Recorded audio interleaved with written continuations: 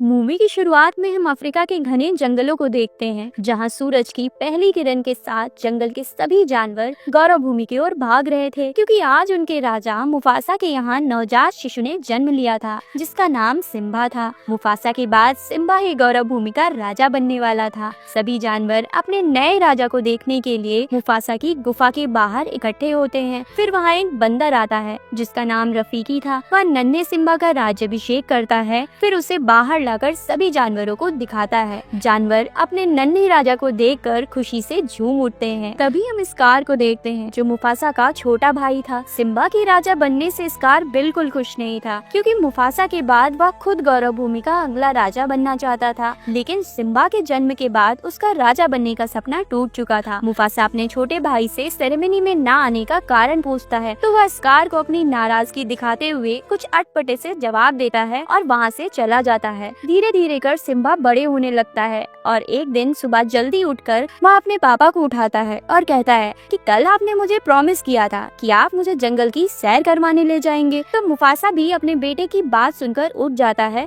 फिर दोनों जंगल की सैर करने निकल जाते हैं। एक ऊंची पहाड़ी पर जाकर बैठते हैं। मुफासा सिम्बा को बताता है कि सूरज की रोशनी जहाँ तक फैल रही है और जहाँ तक उसकी नजर जा सकती है, वह सारा हमारा साम्राज्य है। सिम्बा को अपनी आँखों पर विश्वास नहीं होता है कि एक दिन वह इतने बड़े साम्राज्य का राजा बनेगा। तभी मुफासा उसे मना करते हुए कहता है कि वह काली घाटी कभी नहीं जाएगा। ये दोनों बात कर ही रहे थे, तभी वहाँ जाजू आ जाता है और गौरव भूमि पर लकड़बग्घों के हमले की खबर देता है। खबर सुनते ही मुफासा उसे रोकने के लिए जाने लगता है, तो सिम्बा भी उसके पीछे पीछे आने की जिद करता है। लेकिन मुफासा उसे मना करके जाजू के साथ घर भेज देता है। घर पहुंचकर सिम्बा एक कीड़े के साथ खेलने लगता है और उसे पकड़ते पकड़ते अपने चाचू के पास पहुंच जाता है। फिर वह चाचू को बताता है कि आज उसके पापा ने उसे पूरी गौरव भूमि दिखाई, जहां पर आने वाले समय में वह राज करने वाला है। यह सुनकर स्कार कहता है कि तुम्हारे पापा ने तुम्हें पूरी गौरव भूमि दिखाई होगी, पर काली घाटी के बारे में नहीं बताया होगा। तो सिम्बा कहता है कि हाँ, पापा ने वहाँ जाने के लिए मना किया है। इस पर स्कार भड़कते हुए कहता है कि काली घाटी बहुत ही खतरनाक जगह है। वहाँ हाथियों के कंकाल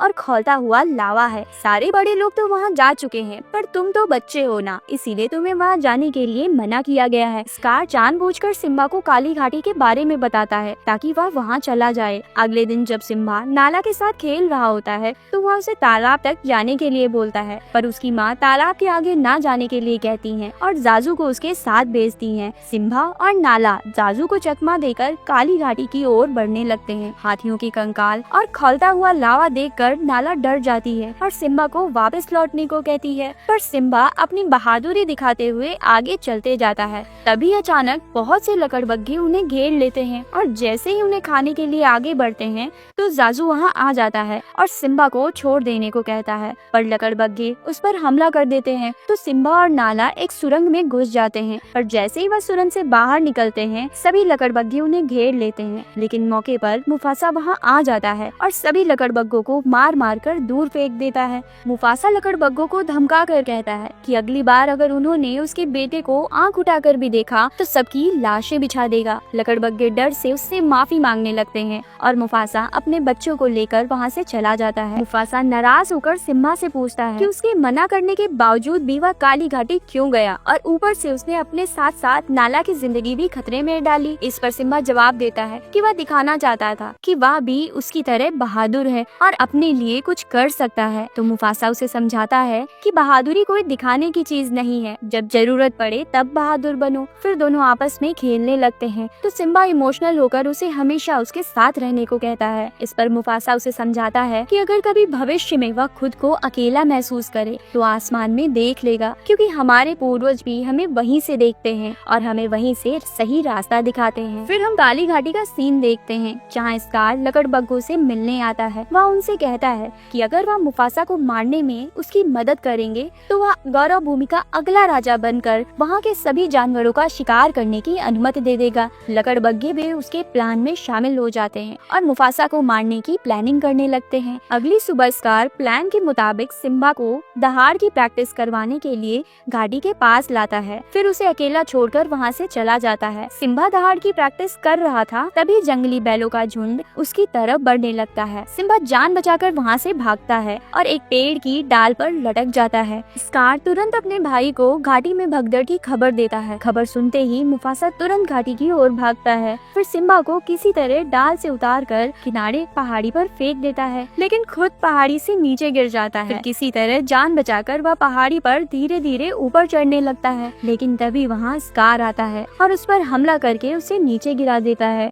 पहाड़ी से नीचे गिरते ही मुफासा मर जाता है। सिम्बा दौड़कर मुफासा के पास आता है और उसे उठाने की कोशिश करता है, पर जब मुफासा नहीं उठता तो वह उसके बगल में लेट जाता है। तभी वहाँ स्कार आता है और सिम्बा को मुफासा की मौत का जिम्मेदार बताने लगता है। सब उससे पूछता है कि उसे क्या करना चाहिए, तो स्कार उसे वहाँ से भाग जाने को कहता है। सिम्बा को भी अपने चाचू की बात सही लगती है और वह काली घाटी छोड़कर वहाँ से भागने लगता है, लेकिन स्कार सिम्बा के पीछे लकड़बग्गों को भेज देता है। लकड़बग्गे उसका पीछा कर रहे थे, तभी सिम्बा पहाड़ी से गिर जाता है तो लकड़बग्गों को लगता है कि वह मर गया, लेकिन वह चट्टान के नीचे छिपा होता है। स्कार गौरव भूमि पहुंचकर मुफासा और सिम्बा की मौत की खबर सबको देता है। फिर दुखी होने का नाटक करके खुद को वहाँ का राजा घोषित कर देता है।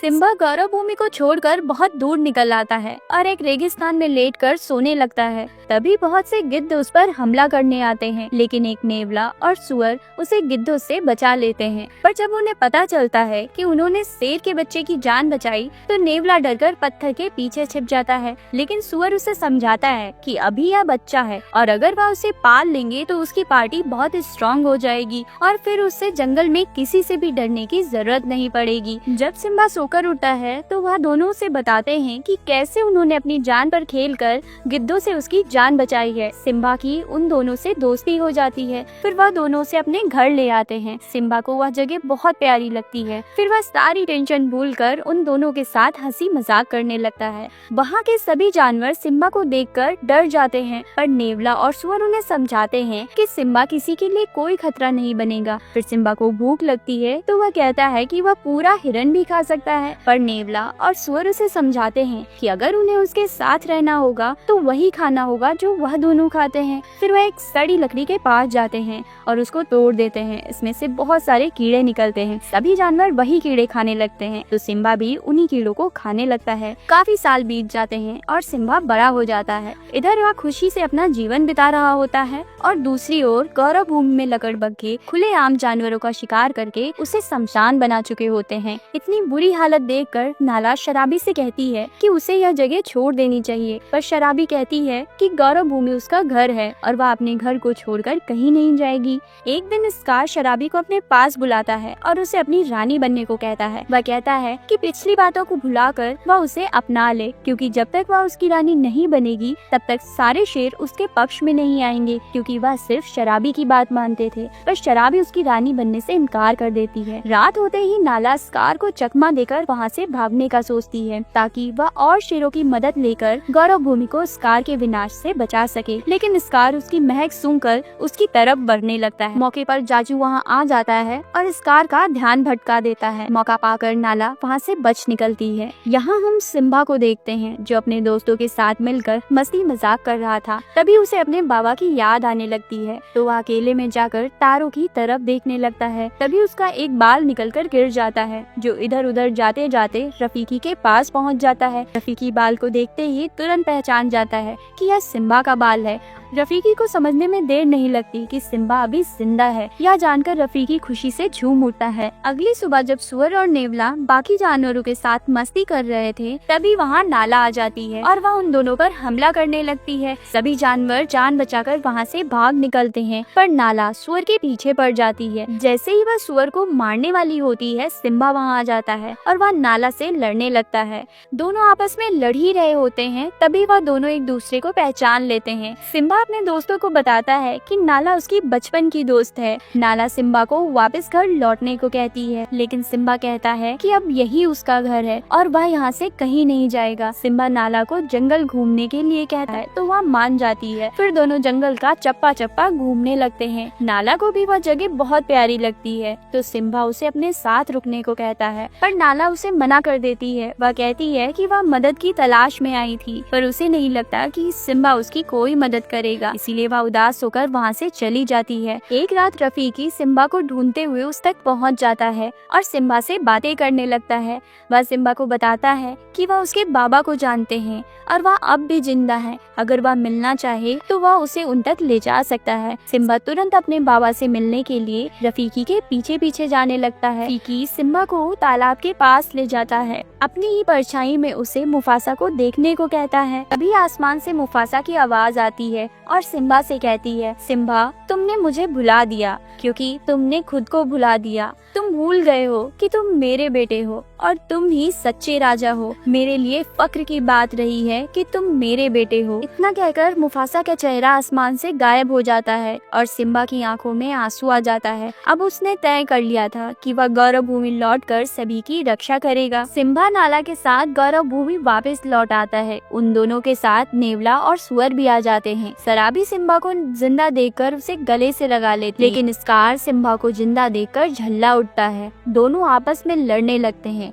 तभी सिम्बा का पैर फिसल जाता है और वह पहाड़ी से नीचे लटक जाता है। स्कार सिम्बा से कहता है कि उसने उसके बाबा को भी इसी तरह पहाड़ी से गिरा कर मारा था। इतना सुनते ही सिम्बा आग बबूला हो उठता है और वह वापस आकर हमला करता है। काफी देर लड़ने के बाद जब स्कार को लगता है कि उसकी मौत नजदीक आ चुकी है तो वह आत्मसमर्पण कर देता है और सारा इल्जाम लकड़बग्घों पर लगा देता है। लकड़बग्घे उसकी सारी बातें सुन लेते हैं। स्कार अपने जीवन की भीख मांगता है तो सिम्बा भी उसे माफ करके वहां से भाग जाने को कहता है, पर स्कार बहुत चालाक होता है। वह अपनी आखिरी दाव चलता है और उसकी आंख में लावा झोंककर उससे लड़ने लगता है। तभी लड़ते लड़ते स्कार का पैर पहाड़ी से फिसल जाता है और वह नीचे गिर जाता है। पहाड़ी से गिरने के बाद स्कार तो बच जाता है, लेकिन नीचे लकड़बग्घे उसे मारकर खा जाते हैं।